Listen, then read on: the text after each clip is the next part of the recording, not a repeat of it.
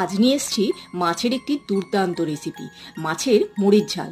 প্রথমে একটা মিক্সিং জারের মধ্যে গোটা গোলমরিচ, শুকনো লঙ্কা, কাঁচা লঙ্কা, গোটা জিরে, কালো জিরে, জল দিয়ে ভালো করে একটা মিহি পেস্ট বানিয়ে নিতে হবে। এরপর আমি এখানে রুই মাছ নিয়েছি, আপনারা চাইলে কাতলা মাছও নিতে পারেন। মাছের মধ্যে নুন, হলুদ আর কিছুটা সর্ষের তেল দিয়ে মাখিয়ে নিতে হবে।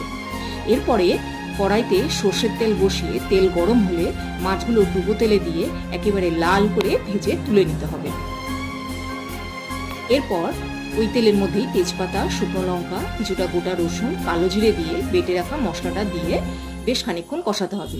তারপর গুঁড়ো মশলাগুলো যেমন হলুদ, কাশ্মীরি লঙ্কার গুঁড়ো, ধনের গুঁড়ো, কিছুটা রসুন বাটা, স্বাদ মতো নুন, মিষ্টির জন্য এখানে গুড় ব্যবহার করেছি, আর কিছুটা ফেটানো টক দই দিয়ে খুব ভালো করে কষিয়ে নিয়ে আন্দাজ মতন জল দিয়ে ভেজে রাখা মাছগুলো দিয়ে দিতে হবে। ব্যাস, ফুটে উঠলেই একদম রেডি মাছের মরিচ ঝাল।